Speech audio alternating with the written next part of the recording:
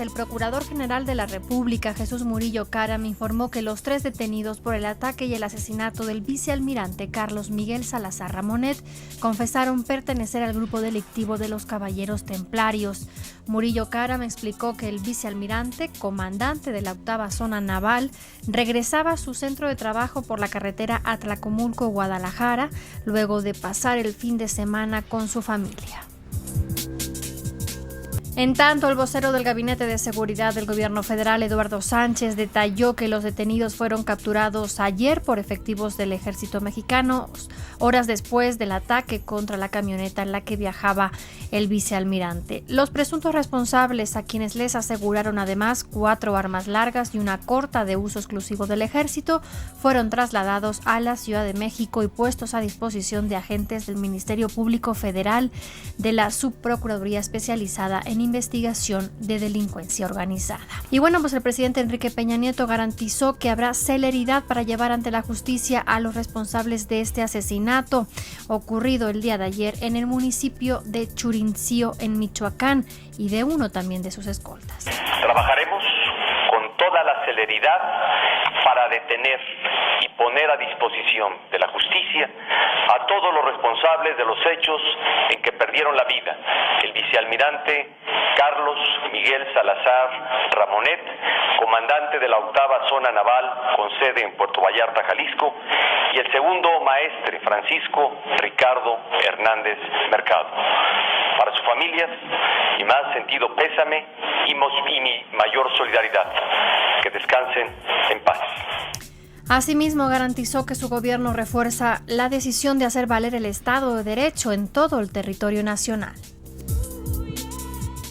Sucesos como este, en contra de las instituciones o de la ciudadanía, reafirman la decisión del gobierno de la República por hacer valer el Estado de Derecho en todo el país y construir, como es una de las grandes metas nacionales que tiene este gobierno, un México en paz, como nos lo hemos propuesto. Declaraciones que daba el presidente mientras encabezaba en Los Pinos la ceremonia donde la UNESCO entregó a México el reconocimiento de la reserva de la biosfera Pinacate y Gran Desierto de Altar como parte de la riqueza natural del mundo. Y bueno, pues no queda ahí solo los ataques que se están registrando en Michoacán. El cuerpo de un comandante de la Policía Municipal de Lázaro Cárdenas fue hallado este lunes con al menos 10 impactos de bala, según lo informó la Subprocuraduría Regional de Justicia. Los restos del jefe policial fueron ubicados a la orilla del río Balsas y se desconoce aún el móvil de este crimen. En otros temas, luego de que habitantes de la Sierra Tarahumara en Chihuahua denunciaron que grupos armados del narcotráfico mantienen bajo su control a esta región, el gobierno del estado solicitó el apoyo del ejército para combatirlos. Durante la instalación de una mesa de seguridad en el municipio de Bocoina, en plena Sierra Tarahumara, el secretario de Gobierno, Raimundo Romero, resaltó y agradeció la presencia del ejército. En otros temas de seguridad, le comentábamos a finales de la semana pasada la liberación que se iba a registrar en Estados Unidos de Sandra Ávila Beltrán y que al principio regresaría a México y estaría en libertad porque no habría ya cargos en su contra, después de que además cumpliera ya esos 70 meses sentenciados, condenados por un juez en Florida. Pues bien, las cosas han cambiado un poco. La reconocida como Reina del Pacífico volverá a prisión una vez que regrese a México, ya que aún enfrenta un juicio por el presunto delito de operaciones con recursos de procedencia ilícita. Así lo informó su abogado defensor Jorge Alfonso Espino Santillán. El abogado explicó que antes de la extradición de su cliente a Estados Unidos, la PGR fincó un nuevo cargo por lavado de dinero. Además, adelantó que exigirán a esta dependencia la devolución de 6 inmuebles, 3 de ellos en el Distrito Federal, 2 en Sonora y 1 en Jalisco, de los cuales se ha demostrado su origen legal. Sandra Ávila Beltrán termina este lunes su condena en ese país, en Estados Unidos. Será entregada a las autoridades de migración para realizar el trámite de deportación a México y entonces ahí veremos, estaremos contándole, bueno, pues qué sucede con este, digamos, nuevo cargo o nueva detención que se puede realizar de Sandra Ávila ya en territorio mexicano. En otros temas, de acuerdo con la medición del Consejo Nacional de Evaluación de la Política de Desarrollo Social, el Coneval, la pobreza en México aumentó 1 punto porcentual, es decir, que 500,000 mexicanos se sumaron a las filas de la pobreza entre 2010 y 2012. Gonzalo Hernández Licona, secretario ejecutivo de este organismo, explicaba que en 2 años la población en situación de pobreza creció de 52,800,000 a 53,300,000 personas, es decir, el 45.5% de la población total en México en situación de pobreza.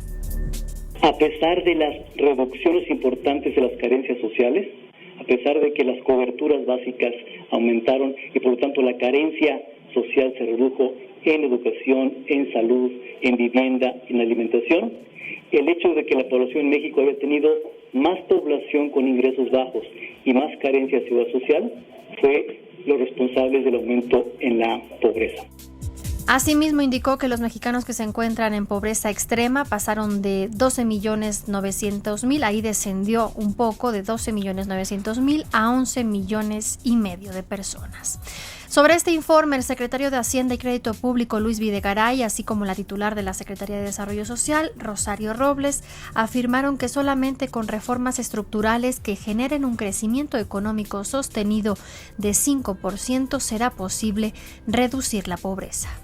En tanto, Rosario Robles reconoció que a pesar de los programas sociales que se han aplicado, aún hay un alto nivel de pobreza. En otros temas netamente políticos y legislativos, los líderes de las fracciones del PRI y PRD en la Cámara de Diputados se pronunciaron a favor de un segundo periodo extraordinario para agosto, a fin de tratar la reforma financiera, las leyes reglamentarias de la reforma educativa, telecomunicaciones y también el tema de transparencia. Entrevistados por separado, el presidente de la Cámara de Diputados, el priista Francisco Arroyo, y el coordinador de la bancada del PRD, Silvano Aureoles, dijeron estar listos, aunque todavía no se define la agenda. Y aun cuando la Unidad de Fiscalización del IFE abrió un procedimiento oficioso en contra de partidos de izquierda por la presunta utilización de recursos públicos para promocionar a la organización Morena, no implica que se invalide el proceso de esa agrupación para convertirse en partido político. Así lo consideró el consejero electoral del IFE, Lorenzo Córdoba. Pero en todo caso, yo creo que la fiscalización de las organizaciones que están pretendiendo constituirse en partidos políticos no puede ir antes del proceso del momento en que manifestaron al IFE este punto. Es decir, creo que todas las 41 organizaciones tendrán que pasar por un proceso de revisión de la fiscalización, pero que corre a partir del momento en que le notificaron al IFE en enero pasado su intención en adelante. No estoy cierto que tengamos que irnos para atrás. Hasta el momento son 41 las organizaciones que siguen en el camino para convertirse en partidos políticos y se espera que en el último trimestre del año la mayoría realice sus asambleas para cumplir con el requisito previsto por la ley. Y finalmente el presidente del Colegio de Notarios de Tabasco, Eberto Taracena Ruiz, fue liberado luego de permanecer secuestrado durante 2 semanas. Taracena Ruiz, de quien dio fe del decomiso de 88,5 millones de pesos en casa de Marlis Cupil, asistente de José Manuel Sáiz Pineda. Recordará usted, el ex secretario de Finanzas de Andrés Granier, el pasado 22 de mayo estaba desaparecido. Hasta el momento se ignora la cantidad pagada por el rescate del presidente del Colegio de Notarios, quien no ha dado ninguna declaración. La Procuraduría de Justicia también de Tabasco, le hablamos, informó que la inspectora de la zona Luz, involucrada en la agresión a un niño tzotzil que vendía dulces, Carmen Torres, quedó libre bajo fianza por el presunto encubrimiento y omisión en la comisión de un delito. Sin embargo, no ha quedado absuelta.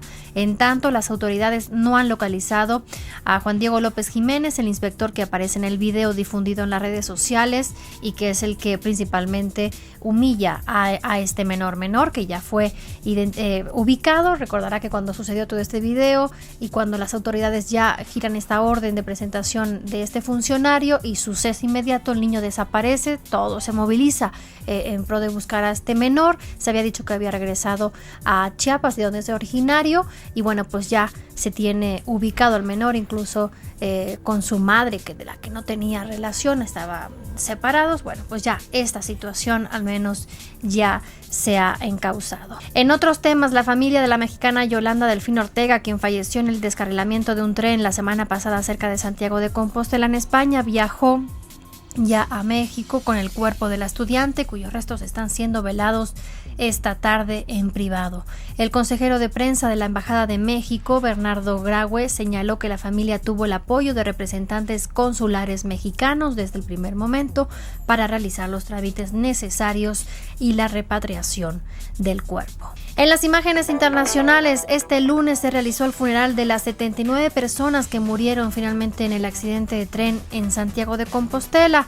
En la catedral de esa ciudad, el arzobispo Julián Barrio dijo que para las familias de las víctimas no es fácil comprender y aceptar la realidad. La ceremonia religiosa fue encabezada por los príncipes de Asturias, Felipe y Leticia, la infanta Elena de Borbón, el jefe del gobierno español, Mariano Rajoy, su esposa Elvira Fernández y el presidente de la Comunidad de Galicia, Alberto Núñez Feijóo. Y al declarar ante un juez, el maquinista de este tren, Francisco José Garzón, admitió ayer imprudencia en su labor. El Tribunal de Justicia de Galicia informó que el conductor está acusado de homicidio por imprudencia profesional, sin embargo quedó en libertad. Garzón, que tiene 52 años, deberá presentarse cada semana en el juzgado. Quedó obviamente inhabilitado para seguir conduciendo trenes y le retiraron el pasaporte. El juez que investigará el caso deberá determinar si el tren, las vías o los sistemas de seguridad influyeron en el accidente. Al respecto, el presidente de la compañía estatal ferroviaria Renfe, Julio Gómez Pomar, aseguró que el tren Alvia fue revisado la mañana antes del accidente y no se detectaron fallas en los sistemas de seguridad, por lo que pues hay que deslindar todo tipo de situaciones y de responsabilidades del conductor de problemas de seguridad del tren o de las propias vías. 44 personas heridas, 4 de ellas de gravedad, fue el saldo del choque entre dos trenes en Suiza. En la colisión frontal estuvieron involucrados un tren que se aproximaba a la estación ferroviaria en Grand-Prix-Marnat y otro que salía de ella rumbo a Lausanne. Por el momento se desconocen las causas de este accidente. Autoridades de la Unión Europea enviaron también su pésame a Italia por el accidente. Ahí, en esta ocasión, un autobús que cayó literalmente desde 30 metros de altura. Este accidente ocurrido anoche en el que murieron 38 personas, entre ellas el conductor de la unidad, y otras 23 resultaron heridas cerca de Nápoles. Reportes iniciales sugieren que el chofer conducía aquí también, parece que a alta velocidad, e impactó a 4 o 5 vehículos antes de estrellarse contra las barreras de seguridad en un tramo del camino cerca de Monforte Irpino, al este de Nápoles. En el autobús viajaban 50 personas que regresaban de una excursión. Este es uno de los peores también accidentes de tránsito en la historia de Italia, el segundo desastre de transporte que golpea al sur de Europa en 5 días. El gobierno italiano anunció que mañana se realizará el funeral de las víctimas y será también ahí día de duelo nacional.